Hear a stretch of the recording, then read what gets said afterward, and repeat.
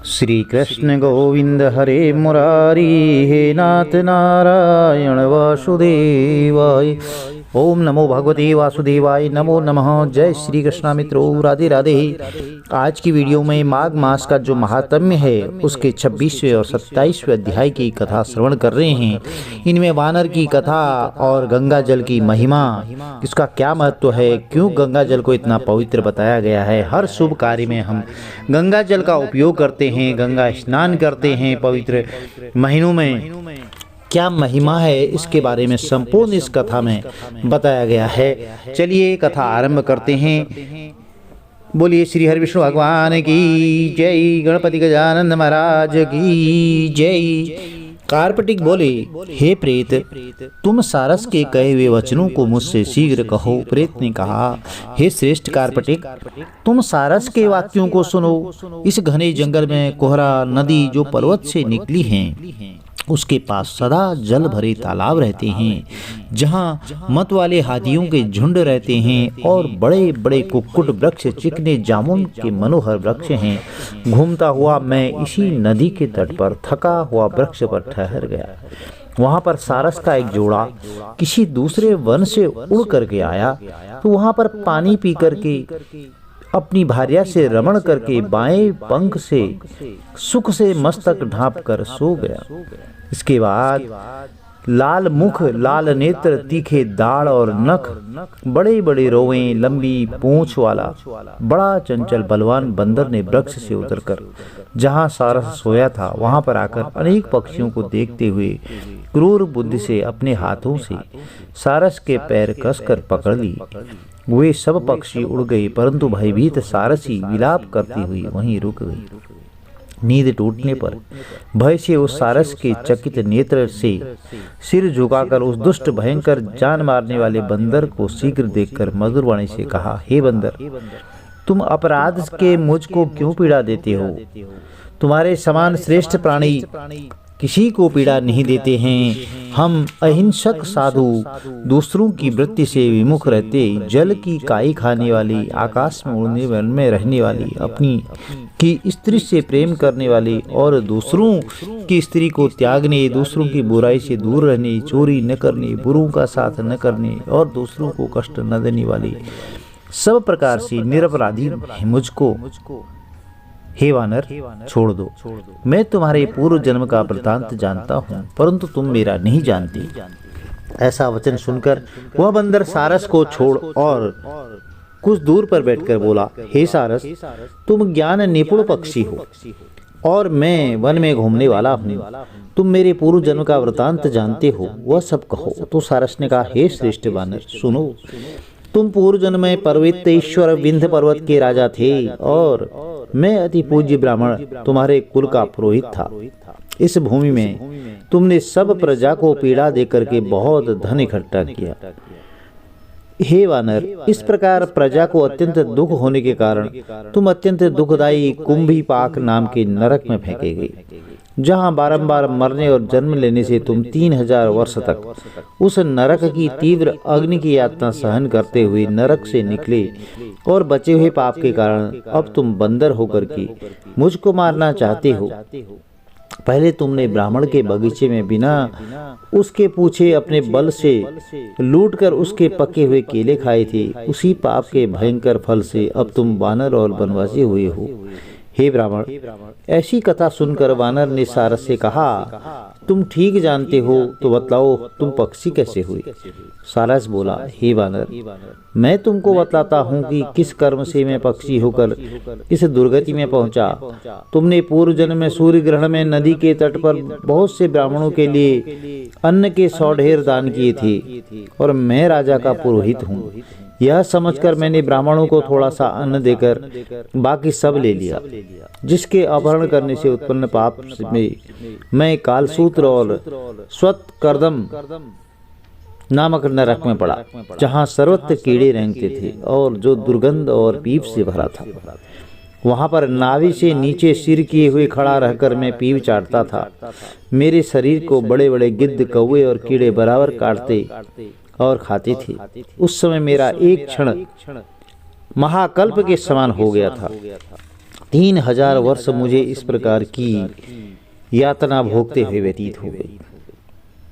तब नरक से निकलकर मैंने किसी प्रारब्धवश उद्धार कर कर्म फल से पक्षी का जन्म पाया। मैं कारण सहित सब वृतांत कहता हूँ, सुनो।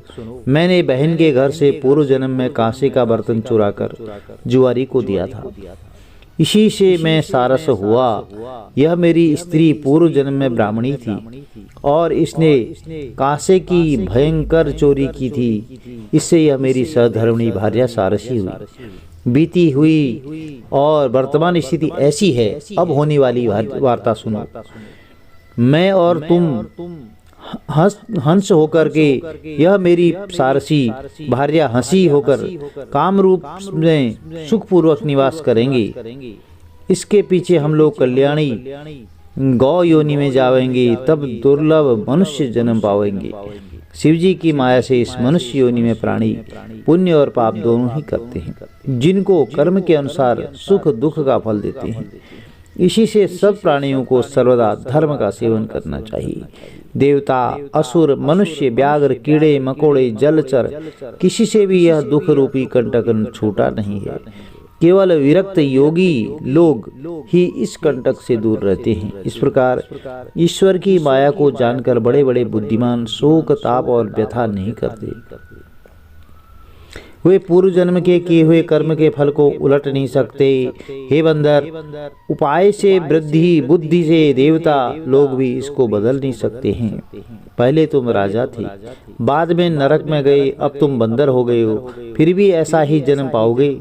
ऐसा समझकर बिना शोक किए तुम आनंद पूर्वक ईश्वर में विचरण करते हुए काल की प्रतीक्षा करो, और मैं ईश्वर की माया से बंधा हुआ इसी प्रकार से जंगल जंगल धैर्य धारण किए सारस का जन्म बिताता हूँ।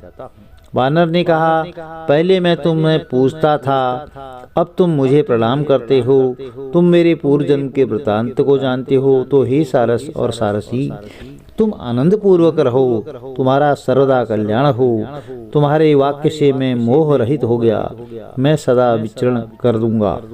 प्रेत ने कहा, हे ब्राह्मण, यह सुंदर विचित्र परम पवित्र पक्षी और बंदर का संवाद मैंने नदी के तट पर सुना।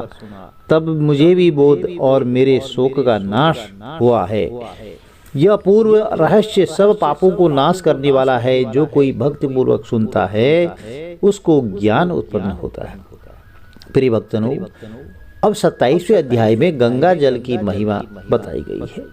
चलिए श्रवण करते हैं।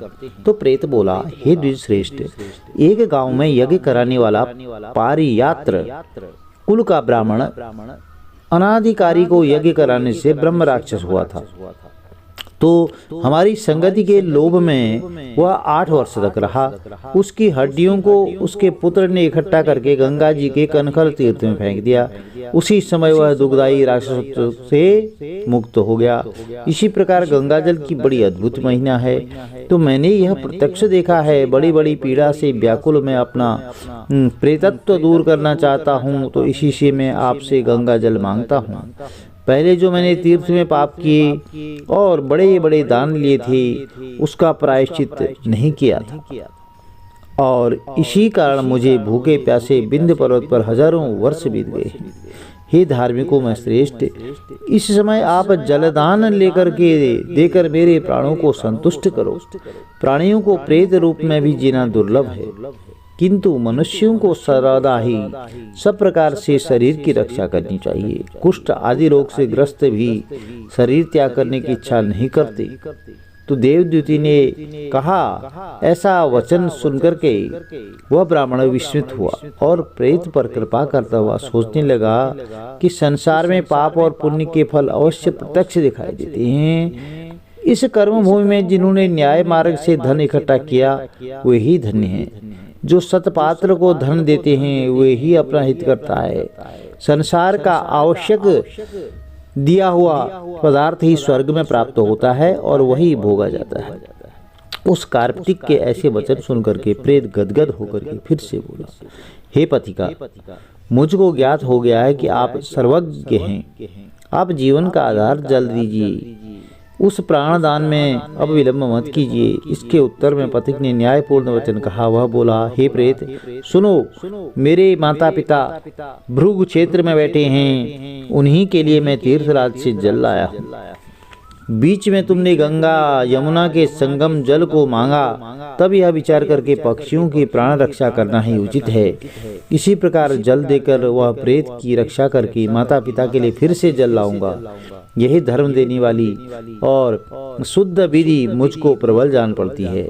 सब धर्मों का सार और सभी धर्मों को जानने वालों को यही चाहिए कि वे तन मन और धन से दूसरों का उपकार करें।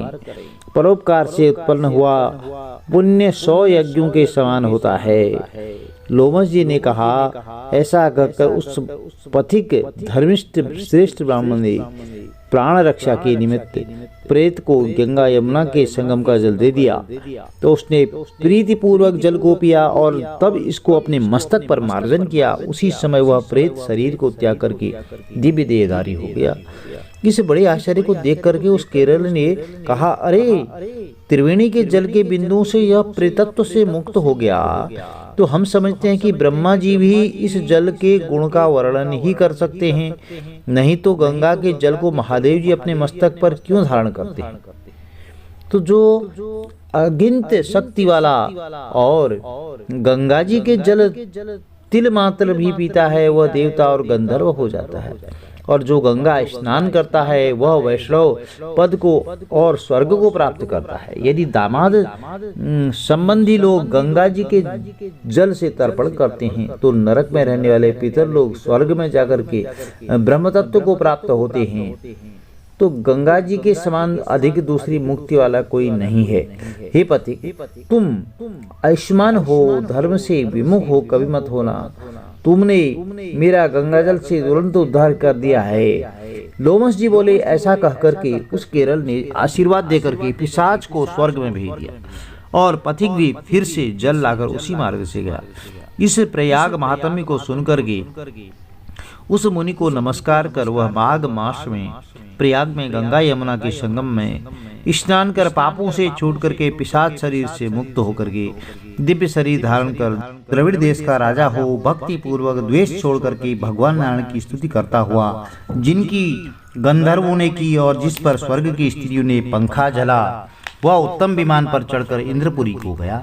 हे द्विजश्रेष्ठ, यह इतिहास पुण्य, यश, कीर्ति, ज्ञान और मोक्ष को देने वाला तथा दुर्गति को नष्ट करने वाला है। अब मेरे साथ यह कन्याएं, ये पुत्र और तुम भी सदगति पाने के लिए प्रयाग में चलकर ऐसा माघ स्नान करें जो देवताओं को भी नहीं मिलता है। वहां पर श्राप के पैदा हुए पिशाच तुरंत मुक्त होंगे। वशिष्ठ जी बोले। इस प्रकार लोमस जी के मुख से अमृतमय मधुर कथा को सुनकर के उन्हीं लोगों ने दक्षिण दिशा को प्रस्थान किया। अब वशिष्ठ जी बोले, हे दिलीप, सुनो, अच्छोद सरोवर में स्नान करके लोग सुख पूर्वक और संतुष्ट होकर के आकाश मार्ग से उस स्थान पर पहुंचे। तब लोमस जी बोले, संसार से इस तीर्थराज को श्रद्धा पूर्वक सब लोग देखो। यह वही यज्ञ की वेदी यजमान का स्थान है। ये 3 कुंड हैं जिसमें अग्नि जल रही है। यहाँ पर सबकी तृप्ति होती है। यहाँ पर 33 कोटि देवता संतुष्ट होकर के आनंद पूर्वक रहते हैं और स्वादिष्ट पर्याप्त सोमधारा पीते हैं। यहाँ पर त्रिशूलधारी महादेव जी प्रकट हुए थे। देवताओं से सेवित यह अक्षय वट है जिसकी जड़ पाताल तक गई है और मृकंड के जल से डूबा रहता है। तो जिस भगवान के मुख में रहते हैं वह जनार्दन भगवान इसी वट वृक्ष पर योग की निद्रा लेते हैं। यही महादेव के अति प्रिय सुंदर भगवती भागीरथी, जिसकी सिद्धि लोग सिद्ध के लिए सेवा करते हैं और मुक्ति और भुक्ति प्राप्त करने के लिए यहाँ भ्रमण करते हैं। इसका जल पीकर मनुष्य मुक्त होते हैं। हे मुनि, गंगा यमुना का संगम बड़े पुण्य से प्राप्त होता है। इसमें स्नान करने से मनुष्य मृत्यु से छूट करके ज्ञान प्राप्त करके तर जाता है। सभी जंतु ज्ञान के बिना प्रयाग में स्नान करके मुक्त हो जाते हैं। यही देखकर ब्रह्मा जी ने यहाँ पर महायज्ञ करके सृष्टि रचने की सामर्थ्य प्राप्त की थी। इसी त्रिवेणी में भगवान नारायण ने स्नान करके अमृत के मंथन में लक्ष्मी को प्राप्त किया था और त्रिशूलधारी महादेव जी ने एक बाण से ही यहीं पर त्रिपुर दैत्य को गिराया था।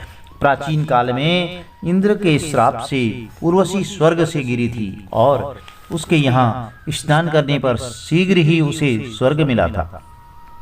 नहुस कुल के राजा ययाति ने वंशधर पुत्र को प्राप्त किया था। हे द्विश्रेष्ठ, इस पुण्य संगम में पुत्र चाहने वाले को स्नान करना चाहिए। यहीं पर इंद्र ने प्राचीन काल में अपनी माया से कुबेर के सब धन को यहाँ स्नान करके पाया था। प्राचीन काल में नारायण और नर ने हजारों वर्ष तक यहाँ प्रयाग में निराहार रहकर उत्तम धर्म किया था। यहीं पर जैगी शल्य सन्यासी महादेव जी जैसे शक्ति वाले होकर के विजयी हुए थे और अणयोग के अति दुर्लभ ऐश्वर्य प्राप्त किए थे।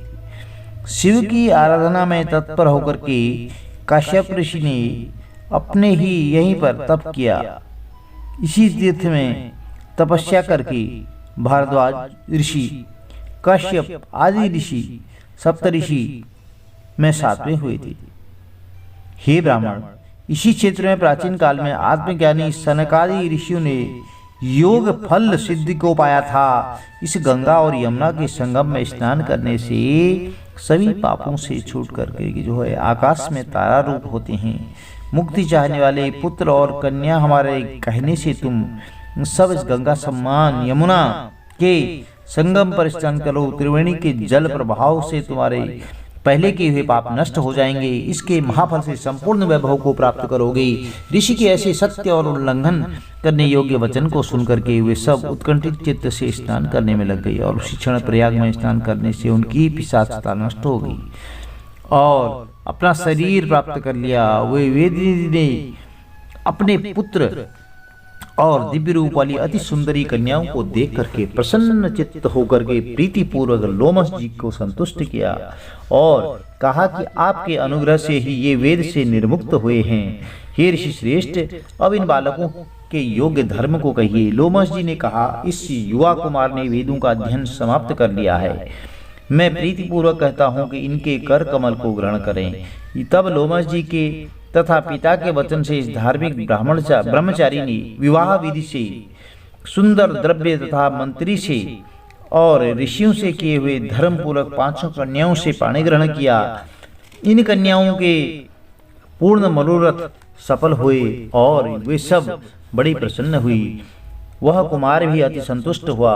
तो लोमस जी नमस्कार करने पर और उनसे आज्ञा लेकर के वे देवताओं से सेवित मेरु पर्वत पर चले गए। तब हे राजन, वेदनिधि अपने पुत्र और 5 बहुओं को लेकर के प्रसन्नचित्त हुए। वे कुबेर के नगर को गए। वंचक, पिता का द्रोही, गुरु की पत्नी में रत और कन्या की बिक्री करने वाला विष्णु और ब्राह्मण से द्रोह करने वाला, ये लोग भी इस पवित्र कथा को सुनकर के शुद्धि प्राप्त करते हैं। इस तीर्थ मोक्ष देने वाली, मनचाहा फल देने वाली यह कथा गोपनीय है। जिनको श्रद्धा न हो और उनसे यह कथा गुप्त रखनी चाहिए। उनसे हे सूत जी ने पुत्र, यह कथा कभी नहीं कहनी चाहिए। जो इस कथा को पढ़ता है, सुनता है, वही ब्राह्मण, विष्णु देवता, ब्रह्मा और शंकर हैं। यह श्रीहरि विष्णु का सायुज्य प्राप्त करता है और यह पुण्य है, पाप को हरने वाली है, धन्य है, बुरे स्वप्न के नाश को करने वाली है। इस महात्म्य के सुनकर के इसके पढ़ने वाले का पूजन करें और इसको पूजा गया भूमि, स्वर्ण वस्त्र देने से विष्णु भगवान प्रसन्न होते हैं। जो इस दिव्य महात्म्य को सुनता है और याद करता है, स्मरण करता है, वह सब पापों से छूट करके श्री हरि विष्णु लोक को जाता है और उसकी सब मनोकामनाएं पूर्ण होती हैं। वह सूर्य लोक को विजय करता है, जो धर्महीनों के लिए दुर्लभ है। इसको ब्रह्मा जी ने पहले वशिष्ठ मुनि से कहा था, उसको दत्तात्रेय जी ने कहा और वशिष्ठ जी ने राजा दिलीप से कहा और मैंने कीर्ति वीर से को सुनाया। जिसके घर में लिखा हुआ यह महात्म्य सदैव पूजा किया जाता है, उसके घर में सदैव भगवान नारायण पूजित होते हैं। भगवान श्री हरि विष्णु प्रसन्न होते हैं उनसे और पुष्कर तीर्थ में, प्रयाग में, गंगा सागर में देवालय में, कुरुक्षेत्र में, विशेषकर काशी में इसका पाठ अध्ययन किया जाता है और करना चाहिए। पुष्कर तीर्थ में ग्रहण में इसका पाठ करने से दुगुना फल प्राप्त होता है। यदि ग्रहण के दौरान आप पुष्कर तीर्थ में इसका पाठ करते हैं तो दोगुना पुण्य फलों की प्राप्ति होती है। जो मन लगा करके इसको सुनता है और प्राण पढ़ने वाले ब्राह्मण का पूजन करता है तथा सूत जी के पुत्र गाय, भूमि, वस्त्र, आभूषण आदि अमूल्य पदार्थ देता है, उसको किसी प्रकार की कोई पीड़ा नहीं देती और वह मरने पर वैष्णव पद को प्राप्त करता है। प्रिय भक्तों, यह माघ माह के मातम्य की कथा थी। आज संपूर्ण अध्याय पूर्ण हुए। यदि वीडियो में दी गई जानकारी आपके लिए लाभप्रद रही हो तो चैनल को लाइक जरूर कीजिए, शेयर कीजिएगा, सब्सक्राइब कीजिएगा, साथ में बेल आइकन अवश्य प्रेस कर दीजिए जिससे कि आने वाली वीडियोज की नोटिफिकेशन आपको ठीक समय पर मिलती रहे। माँ श्री जगदम्बा और माता लक्ष्मी, श्री हरि विष्णु भगवान का आशीर्वाद कुटुंब में सदैव बना रही, गंगा माँ की विशेष कृपा बनी हो रही। चलिए गंगा माँ की आरती कर लेते हैं। ओम जय गंगे माता, श्री जय गंगे माता, जो नर तुमको ध्याता, जो नर तुमको ध्याता, मनवांचित फल पाता। ओम जय गंगे माता, चंद्र सी ज्योति तुम्हारी, जल निर्मल आता, मैया जल निर्मल आता। शरण पड़े जो तेरी, शरण पड़े जो तेरी, सो नर तर जाता। ओम जय गंगे माता, सूत्र शगर के तारे, सब जग की ज्ञाता, मैया सब जग की ज्ञाता। कृपा दृष्टि हमारी, कृपा दृष्टि तुम्हारी, त्रिभुवन सुखदाता। ओम जय गंगे माता, ये कही बारी जो तेरी, शरणागति आता। हो मैया शरणागति आता। यम को त्रास मिटा कर, यम को त्रास मिटा कर, परम गति पाता। ओम जय गंगे माता, आरती माते तुम्हारी, जो जन निज गाता। ओ मैं जो जन नित गाता, दास वही सहज में, दास वही सहज में, मुक्ति को पाता।